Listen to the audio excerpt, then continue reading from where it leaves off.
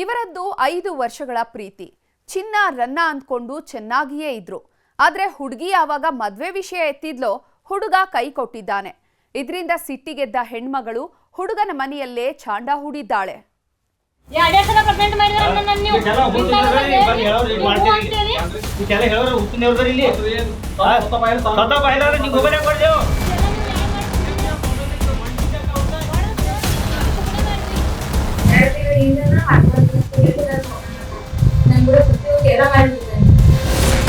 ಪ್ರೀತಿ ಹೆಸರಲ್ಲಿ ಸಂಬಂಧ ಬೆಳೆಸಿದ್ದ, ಮದುವೆ ಆಗುವಂತಿದ್ದಂತೆ ಕೈಕೊಟ್ಟು ಹೋದ. ಲವ್, ಪ್ಯಾರ್, ಇಷ್ಕ್, ಮೊಹಬ್ಬತ್. ಈ ಪ್ರೀತಿ ಅಂತಾರಲ್ಲ, ಇದು ಪ್ರಾಣಕ್ಕಿಂತ ಮಿಗಿಲು ಅನ್ನೋರಿದ್ದಾರೆ. ಪ್ರೀತಿಗಾಗಿ ಪ್ರಾಣ ಕೊಟ್ಟವರೂ ಇದ್ದಾರೆ, ಕೊಡೋಕು ರೆಡಿಯಾದವರಿದ್ದಾರೆ. ಆದರೆ ಕೆಲವರಿಗೆ ಪ್ರೀತಿ ಅನ್ನೋದು ಜಸ್ಟ್ ಫಾರ್ ಟೈಮ್ ಪಾಸ್. ಪ್ರೀತಿ ಹೆಸರಲ್ಲಿ ಮಾಡಬಾರ್ದನ್ನ ಮಾಡಿ ಜೂಟ್ ಹೇಳೋರೇ ಜಾಸ್ತಿ. ಈ ಹೆಣ್ಮಗಳ ವಿಷಯದಲ್ಲಾಗಿದ್ದೂ ಇದೆ. ನೀನೇ ಚಿನ್ನ ನೀನೇ ರನ್ನ ಅಂತಿದ್ದವ ಮದುವೆ ಆಗುವಂತಿದ್ದಂತೆ ಕೈ ಕೊಟ್ಟು ಹೋಗಿದ್ದಾನಂತೆ. ಹೀಗಾಗಿ ದಿಕ್ಕು ಕಾಣದಂತಾದ ಹೆಣ್ಮಗಳು ಹುಡುಗನ ಮನೆಗೆ ಬಂದು ಹಂಗಾಮ ಎಬ್ಬಿಸಿದ್ದಾಳೆ.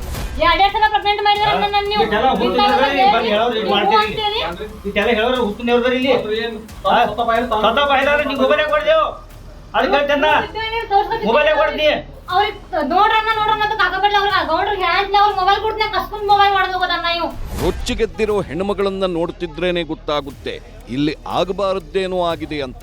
ಈಕೆ ಹೆಸರು ಮೇಘ ಅಂತ. ಬೆಳಗಾವಿ ಜಿಲ್ಲೆಯ ಕಾಗವಾಡ ತಾಲೂಕಿನ ನಿವಾಸಿ. ಉಪ್ಪಾರವಾಡಿ ಗ್ರಾಮದ ಅಕ್ಷಯ್ ಅನ್ನೋನು ಪ್ರೀತಿ ಗೀತಿ ಅಂತ ಹಿಂದೆ ಬಿದ್ದಿದ್ದ. ಇಲ್ಲ ಸಲ್ಲದ ಕಥೆ ಕಟ್ಟಿ 5 ವರ್ಷದಿಂದ ಪ್ರೀತಿ ಮಾಡ್ತಿದ್ದ. ಯಾವಾಗ ಇಬ್ಬರು ಇಷ್ಟಪಡೋದಕ್ಕೆ ಶುರು ಮಾಡಿದ್ರೋ ಹುಡುಗನ ಮಾತಿಗೆ ಮರುಳಾದವಳು ಮೈ ಮನಸ್ಸು ಒಪ್ಪಿಸಿದ್ಲು. ಇಷ್ಟು ದಿನ ಚೆನ್ನಾಗಿಯೇ ಇದ್ದವ 2 ತಿಂಗಳಿಂದ ಅಸಲಿಯಾಟ ಶುರು ಮಾಡಿದ್ದಾನೆ. ಮದುವೆ ವಿಷಯ ಪ್ರಸ್ತಾಪ ಮಾಡುತ್ತಿದ್ದಂತೆ ಮೇಘಾಳಿಗೆ ನಾಟ್ ರೀಚಬಲ್ ಆಗಿದ್ದ.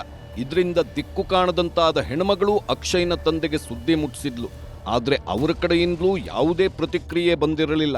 ಹೀಗಾಗಿ ಸಿಟ್ಟಿಗೆದ್ದವಳು ಸೀದಾ ಅಕ್ಷಯ್ನ ಮನೆಗೆ ಬಂದು ಹಂಗಾಮ ಎಬ್ಬಿಸಿದ್ದಾಳೆ.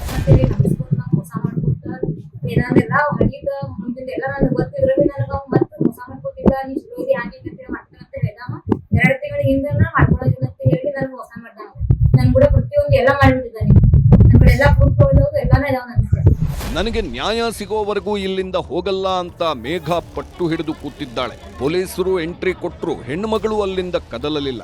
ಹೀಗಾಗಿ ಗ್ರಾಮಸ್ಥರು ರಾಜಿ ಪಂಚಾಯಿತಿಗೆ ಮುಂದಾಗಿದ್ದು ಹೆಣ್ಣುಮಗಳಿಗೆ ನ್ಯಾಯ ಸಿಗುತ್ತಾ ಕಾದು ನೋಡಬೇಕಿದೆ. ಲೋಹಿತ್ ಶಿರೋಳ, ನ್ಯೂಸ್ 18, ಚಿಕ್ಕೋಡಿ. ಅದು ಹೆಸರಿಗಷ್ಟೇ ಸರ್ಕಾರಿ ಆಸ್ಪತ್ರೆ. ಆದ್ರೆ ಒಂದೇ ಒಂದು ಮೆಡಿಸಿನ್ ಸಿಗ್ತಾ ಇಲ್ಲ.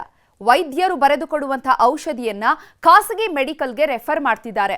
ಈ ಬಗ್ಗೆ ನ್ಯೂಸ್ 18 ವರದಿ ಮಾಡ್ತಾ ಇದ್ದಂತೆ ಆರೋಗ್ಯ ಸಚಿವರು ಕಟ್ಟುನಿಟ್ಟಿನ ಕ್ರಮಕ್ಕೆ ಸೂಚಿಸಿದ್ದಾರೆ.